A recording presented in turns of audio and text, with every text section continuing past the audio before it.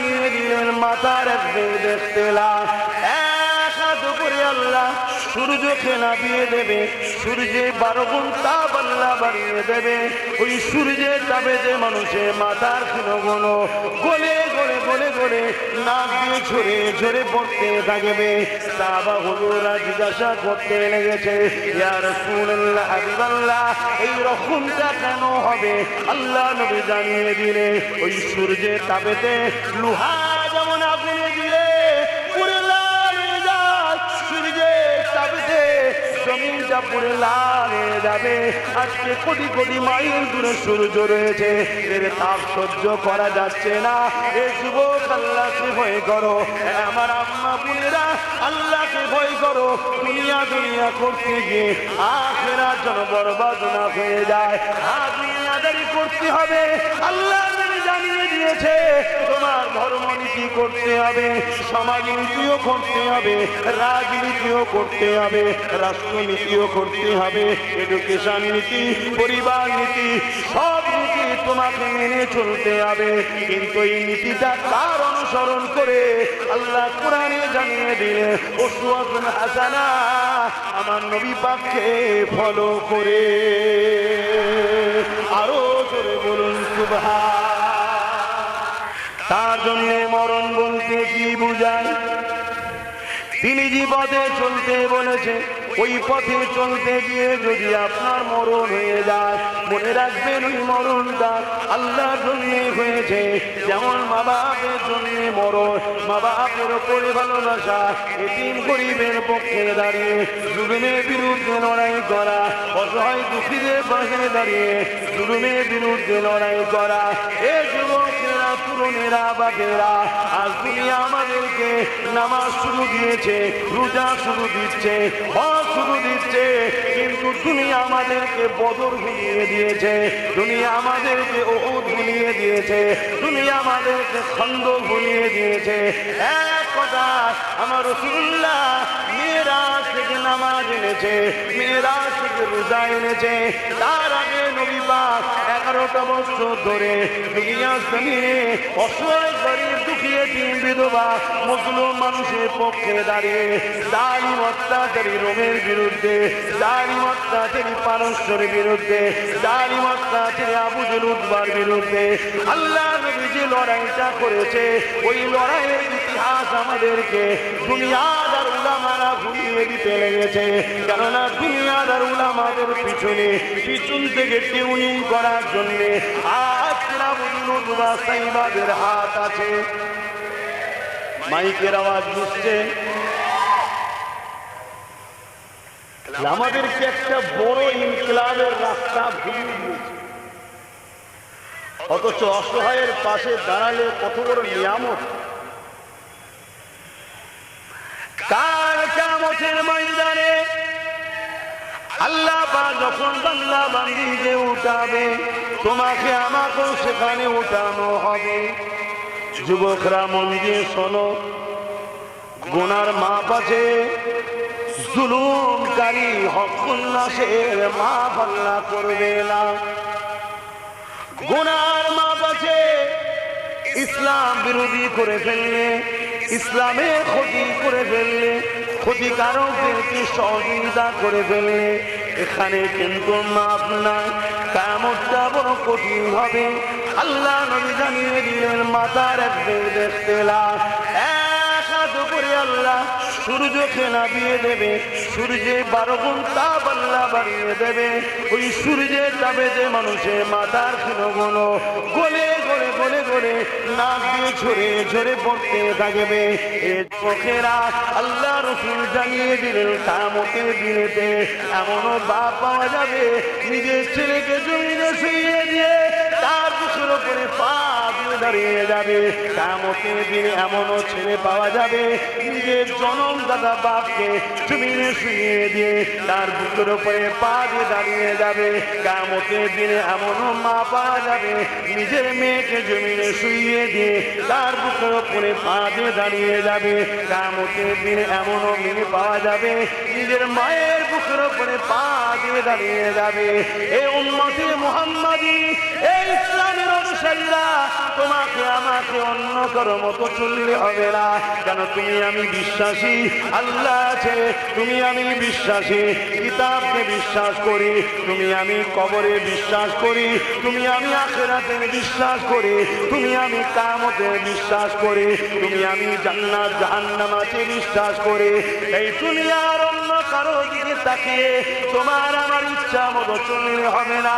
মনে রেখে দিও দুনিয়া তো চাইবে তোমাকে আল্লাহ রসুল থেকে সরিয়ে দেবে। কেন কি ইবলিসের মিশন হলো আদমের ছেলেগুলোকে জাহান্নামে নিয়ে যাবে, আদমের মেয়েগুলোকে জাহান্নামে নিয়ে যাবে। ইবলিস চাইবে যেমন করে হোক তোমার দ্বারা এমন কোন কাজ করিয়ে দেবে যাতে আল্লাহ রসুল তোমার উপরে নারাজ হয়ে যায়। এই মনে রেখে দিও ওই কিয়ামতের দিনে একে অপরের বুকে পা দিয়ে দাঁড়িয়ে যাবে। সাহাবা হুজুররা জিজ্ঞাসা করতে লেগেছে, ইয়া রাসূলুল্লাহ হাবিবাল্লাহ এই রকমটা কেন হবে? আল্লাহ নবী জানিয়ে দিলে ওই সূর্যের তাপেতে লোহা যেমন আগুনে দিলে পুড়ে লাল হয়ে যায়, সূর্যের তাপেতে জমিনটা পুড়ে লাল হয়ে যাবে। আজকে কোটি কোটি মাইল দূরে সূর্য রয়েছে, এর তাপ সহ্য করা যাচ্ছে না। এ যুবক আল্লাহকে ভয় করো, আমার আম্মা বোনেরা আল্লাহকে ভয় করো। দুনিয়া দুনিয়া করতে গিয়ে আখিরাত যেন বরবাদ না হয়ে যায়। দুনিয়াদারি করতে হবে, আল্লাহ জানিয়ে দিয়েছে তোমার ধর্মনীতি করতে হবে, সমাজনীতিও করতে হবে, রাজনীতিও করতে হবে, রাষ্ট্রনীতিও করতে হবে, এডুকেশন নীতি, পরিবার নীতি, সব নীতি তোমাকে মেনে চলতে হবে। কিন্তু এই নীতিটা কার অনুসরণ করে? আল্লাহ কোরআনে জানিয়ে দিলে উসওয়াতুন হাসানা, আমার নবী পাককে ফলো করে। আরো জোরে বলুন সুবহান।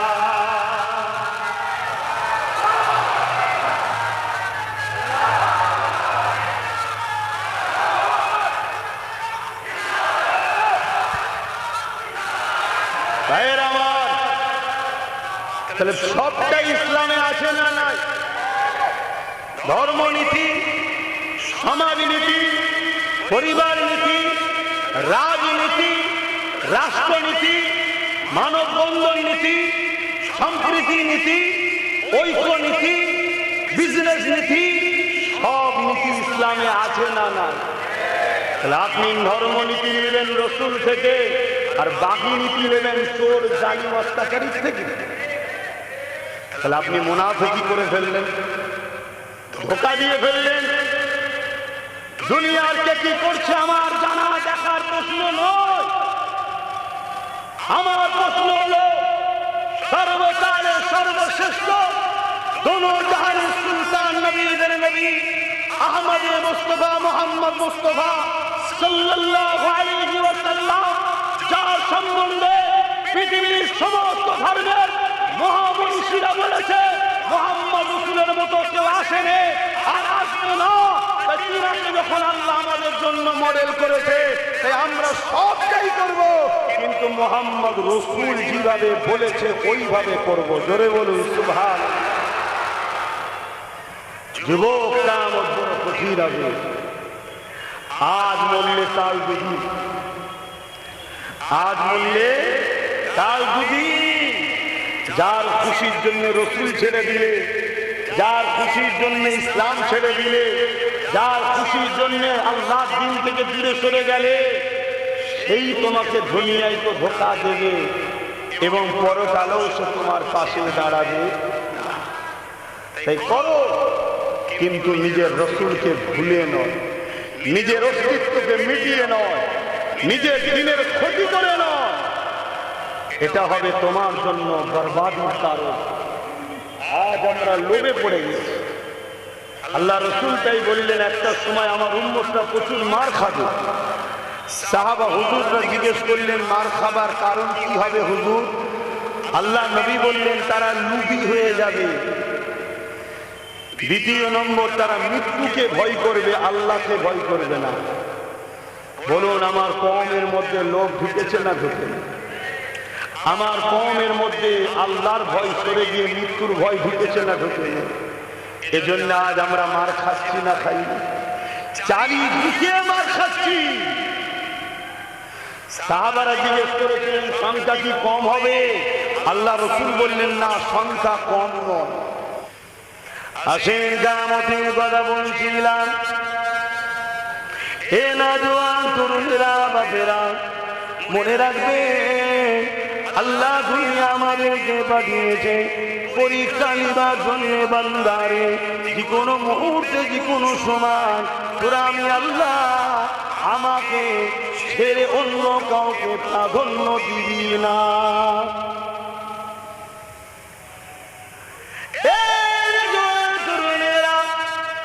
ইতিহাস আমাদেরকে জানতে হবে। বদরের ময়দানে 313 জন আমরা ছিলাম। জালিম সন্ত্রাসের সংখ্যা ছিল 1000-এর উপরে। বিজয় আল্লাহ আমাদেরকে দিয়েছে। সংখ্যা দিয়ে কখনো আমরা জিতিনি রে বাবা। আমরা যখনই জিতেছি আল্লাহ পাকের সাহায্যে, নবী পাকের ভালোবাসা, প্রেম, যেটা ঈমান, ওই ঈমানের ওসিলায় আল্লাহর সাহায্যে আমরা জিতেছি।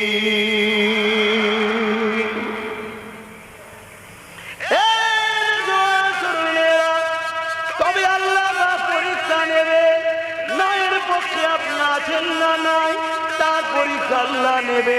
কখনো বিমার দিয়ে পরীক্ষা নেবে, কখনো দুঃখ কষ্ট দিয়ে পরীক্ষা নেবে, কখনো অভাব দিয়ে পরীক্ষা নেবে, কখনো এমন করে ভয় ভীতির মধ্যে দিয়ে পরীক্ষা নেবে। বান্দা আমি আল্লাহ আমার উপরে ভরসা করে টিকে থাকে কিনা, এই পরীক্ষা কিন্তু আল্লাহ পাক আমাকে আপনাকে নেবে। যেমন পরীক্ষা সাহাবা হুজুরদের উপরে নিয়েছে। সাহাবা হুজুরদের মধ্যে থেকে এক সাহাবা হুজুরের নাম আপনাকে বলি শোনে। মক্কা স্বৈরাচারী জালিম আবু জেহেল উতবা সাইবার বিরুদ্ধে আল্লাহ নবী যখন বলতে লাগলো, ওই ব্যক্তিটা এসে আমার নবী পাকের কাতারে দাঁড়িয়ে গেল। নাম ছিলেন হযরত খাব্বাব রাদিয়াল্লাহু তাআলা। তিনি আমার নবী পাকের দলে চলে এলে নবী পাকের পিছনে দাঁড়িয়ে গেলে। এই খবরটা মক্কার জালিম, অত্যাচারী, স্বৈরাচারী, বদমাইশ নেতা আবু জেহেল উতবা সাইবার খানে পৌঁছে গেল। যারা আল্লাহ নবীর সাহাবী হযরত খাব্বাবকে ধরে নিয়ে গিয়ে তাকে বলতে লাগলো, এ খাব্বাব, তোমাকে আমরা রাজপথ দেবো, তোমাকে আমরা গদি দেবো, তোমাকে আমরা অর্থ দেবো, তোমাকে আমরা অনেক সম্মানিত করবো। তুমি মুহাম্মদ রাসূলকে ছেড়ে দিয়ে আমাদের দিকে চলে আসো। আল্লাহ নবীর সাহাবী কি উত্তর দিয়েছিল? এক কথা বলেছিলেন, এ জালিম আবু জেহেল শুনে রেখে দে, আমার আল্লাহ জুলুমের বিরুদ্ধে, আমার আল্লাহ অন্যায়ের বিরুদ্ধে, আমার আল্লাহ যখন জুলুম অন্যায়ের বিরুদ্ধে, আমি খাব্বাব কখনো আল্লাহর বিরুদ্ধে গিয়ে জুলুমের পক্ষে দাঁড়াতে পারবো না। আরো জোরে বলুন সুবহান। বলে ইতিহাস কেন শোনানো হয়? আপনারা কি ভাবছেন শুধু কারবালা ইমাম হোসাইন পাকের সময় হয়েছিল? এটা ভাবছেন নাকি? এখনো কারবালা চলছে। এই কারবালার আখেরি ময়দান হবে ইমাম মেহেদী আলাইহিস সালামের নেতৃত্বে। ইমাম মেহেদী আলাইহিস সালাম জিতবে। বিজয় তো আমাদেরই মুকদ্দার। জোরে বলুন সুবহানাল্লাহ। সেই দিন হুজুর শুরু করেছে, কন্টিনিউ এ লড়াই চলছে। কার সাথে? এজিদের সাথে, হোসাইন পাকে। এজিদকে জালিম, স্বৈরাচারী, খুনি, চরিত্রহীন, সারাবি, বদমাইশ, লুটেরা, ধোঁকাবাজ, প্রজাদের উপরে অত্যাচারকারী।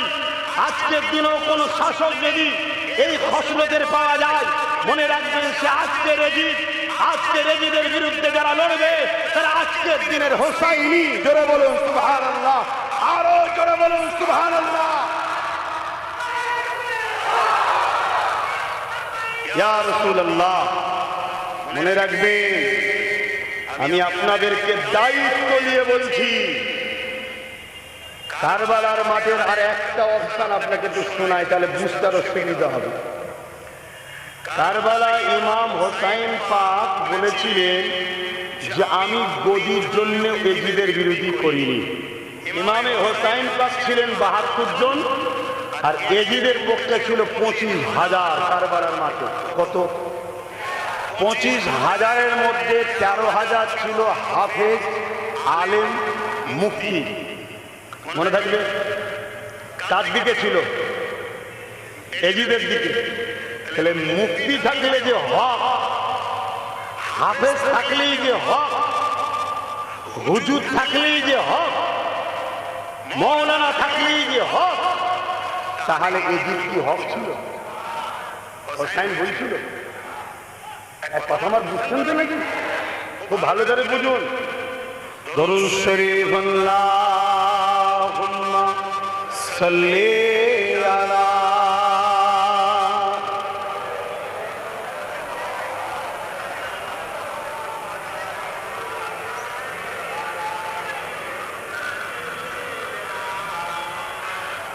बारे बारे भाभी का गुलशी निरालाय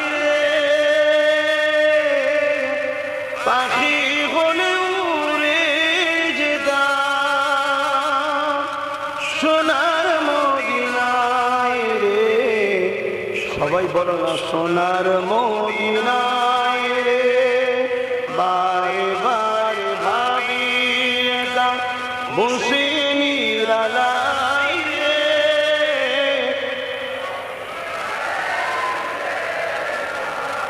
সোনার মদিনায় রে, সোনার মদিনায় রে।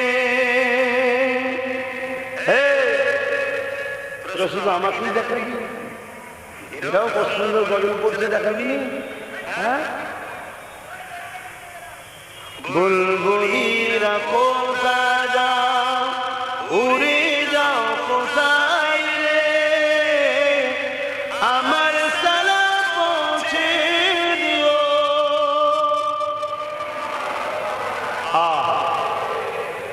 বুলবুলিরা কোথায় যাও, উড়ে যাও কোথায় রে।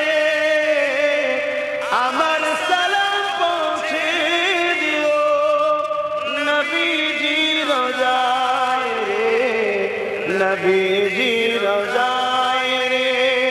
বারে বারে ভাবি একা পাখি হলে উড়ে যেতাম সোনার মদিনায় রে, সোনার মদিনায় রে। রহম করো ও গো আল্লাহ, ও দয়াময় রে। পাই যেন নবীর সাফাত, নবী মুস্তাফায় রে, নবী মুস্তাফায় রে। বারে বারে ভাবি এটা বসে নিরালায় রে। পাখি হলে উড়ে যেতাম সোনার মদিনায় রে, সোনার মদিনায় রে। আল্লাহুম্মা সাল্লি আলা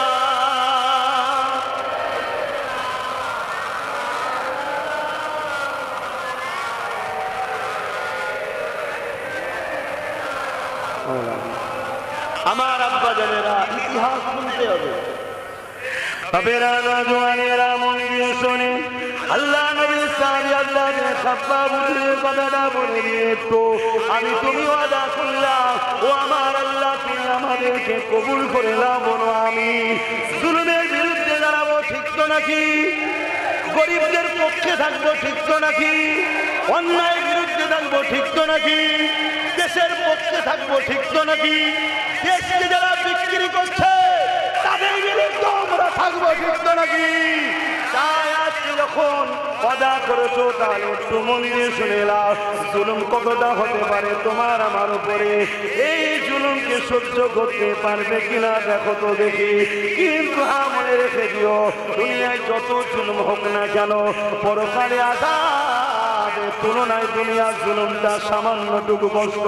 এই যুবকেরা তরুণেরা, আল্লাহ নবী সাহাবী যখন গরিবের পক্ষে, নায়ের পক্ষে, এতিমের পক্ষে, মানবতার পক্ষে, সত্যের পক্ষে চলে গেল, সেই সময়ে যারা জালিম অত্যাচারী ছিল, সেই সময়ে যারা অত্যাচারী অত্যাচারী শাসক ছিল হাবিবুল উদ্বা সাইবার খানে যখন চলে গেল আল্লাহ নবী সাহাবী হযরতে খাব্বাব রাদিয়াল্লাহু তাআলা জোর করে বন্দী করে নিয়ে যে রডকে গরম করে দিয়ে হযরতে খাব্বাবের ঠোঁটে লাগাতে লেগেছে। এ খাব্বাব, এই মুখ দিয়ে তুমি মুহাম্মদ রাসূলুল্লাহর পক্ষে কথা বলবে না, এইভাবে জুলুম করতে লেগেছে। আল্লাহ নবী সাহাবী তথাপিও রাসূলুল্লাহকে ছাড়েনি। এই অবস্থা দেখার পরে ওই সময় খাব্বাবকে কি করলে আল্লাহ নবী সাহাবীকে জালিমরা আগুন তৈরি করলো। ওই আগুনের উপরে আল্লাহ নবী সাহাবীকে হাত পা বেঁধে দিয়ে তিনাকে আগুনের উপরে বসিয়ে দেওয়া হলো। যেমন আমরা শিখ কাবাব তৈরি করি, দেখবেন এই গোশত থেকে রস ঝরে ঝরে পড়ে। আল্লাহ নবী সাহাবীর কোমর থেকে ওই রস ঝরে ঝরে ঝরে ঝরে আগুনটা নিভিয়ে যাচ্ছে, আবার আগুন ধরাচ্ছে, আবার বসিয়ে দিচ্ছে, আবার আগুন ধরাচ্ছে, আবার বসিয়ে দিচ্ছে। এ যুবক, এত সহজে আসেন রে, আর তুমি সামান্য 500,000-এর জন্য আল্লাহ দিনের দুশ্মনের সাথ দিও না গো। মনে রেখে দিও, আল্লাহ ছাড় দেয়, ছেড়ে দেয়নি। ফিরআউনকে আল্লাহ মেরে দিয়েছে, ছাড় দিয়েছিল, কিন্তু পাকড়াও করেছে। নমরুদকে আল্লাহ ছাড় দিয়েছিল, ছেড়ে কিন্তু দেয়নি। হিটলারকে আল্লাহ ছাড় দিয়েছিল, ছেড়ে কিন্তু দেয়নি। চিঙ্গিস খানকে আল্লাহ ছাড় দিয়েছিল, ছেড়ে কিন্তু দেয়নি। আমার কত জালিম এসেছিল, তাদেরকে আল্লাহ ছাড় দিয়েছিল, ছেড়ে কিন্তু দেয়নি। আজকের যে জালিমগুলো আছে এদেরকে হয়তো আল্লাহ ছাড় দিয়েছে, ছেড়ে কিন্তু দেবে না, এদেরকে আল্লাহ শেষ করে দেবে।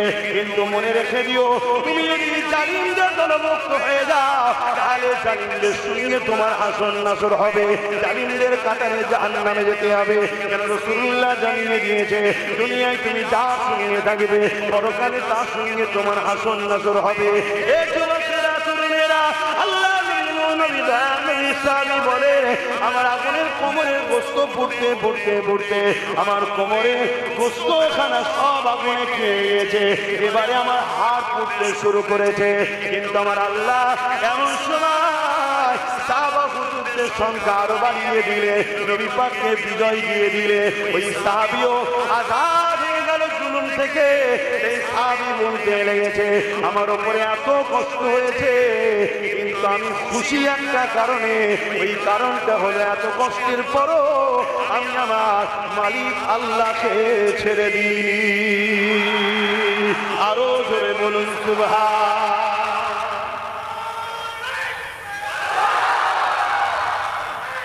আল্লাহ মনে রাখবেন, মনে রাখবেন, যুগে যুগে ইসলামের বিরোধী করেছে কয়েক শ্রেণীর মানুষ।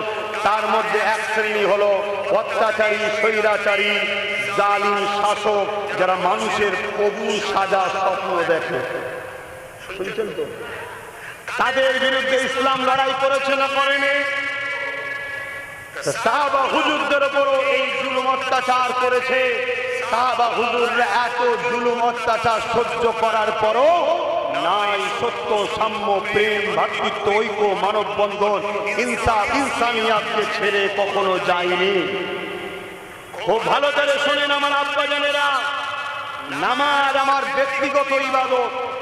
নামাজ আমি পড়লে আমার লাভ, সমাজের লাভ নেই। রোজা আমার ব্যক্তি জীবনের ইবাদত, রোজা রাখলে আমার লাভ, সমাজের লাভ নাই। দাড়ি আমার ব্যক্তিগত সুন্নত, দাড়ি আমি রেখেছি, আমার স্বভাব হচ্ছে যে রাখেনে তার স্বভাব নেই।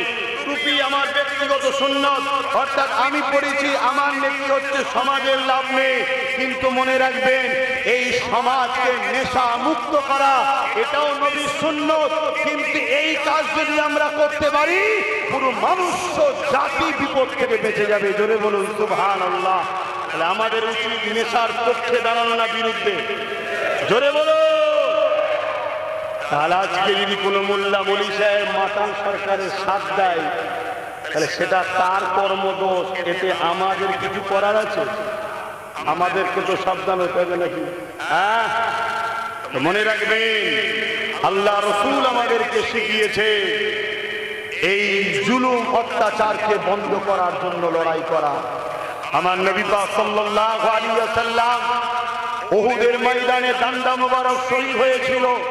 লড়াইটা কিসের ছিল উহুদের ময়দানে? বলুন। একদিকে অত্যাচারী জালিম শাসক, আর একদিকে মজলুমদের পক্ষে রাসূল ও নবী সাহাবারা। জোরে বলুন সুবহানাল্লাহ। আজকেও সেই লড়াই হচ্ছে না হয়? জোরে বলুন। তাহলে আপনি কোন পক্ষে থাকবেন? অত্যাচারী স্বৈরাচারীদের পক্ষে না গরিব দুঃখী মুসলিমদের পক্ষে? এটা আপনাকে ডিসাইড করতে হবে, আপনাকে ভাবতে হবে। বড় দুঃখ লাগেছে যেভাবে সমাজে জলসাগুলো হচ্ছে, যেন মনে হয় ইসলামে দাঁড়িয়ে টুপি নামাজ রোজা মসজিদ মাদ্রাসা ছাড়া আর মনে কিছু নেই। অথচ রাসূলুল্লাহ গায়ের মুসলিম যখন বিপদে পড়েছে তার পাশে দাঁড়িয়ে লড়াই করেছে। আমার রাসূলুল্লাহ তাদের হয়ে আওয়াজ তুলেছে, যাদের গলায় দেবদেবীর মূর্তি ছিল তাদের জন্য রাসূলুল্লাহ দাঁড়িয়ে আওয়াজ তুলেছে জালিম শাসকদের বিরুদ্ধে। আমার রাসূলুল্লাহর এই ব্যবহারটা দেখে সেই সকল লোকেরা দলে দলে দলে দলে আমার নবীর দিওয়ানা হয়ে নবীকে রাসূল বলে মেনে নিয়েছে। জোরে বলুন সুবহানাল্লাহ। দাঁড়িয়ে যাও ইয়া নবী,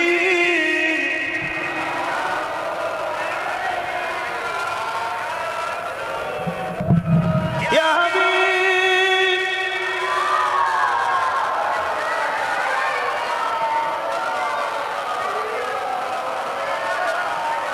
ও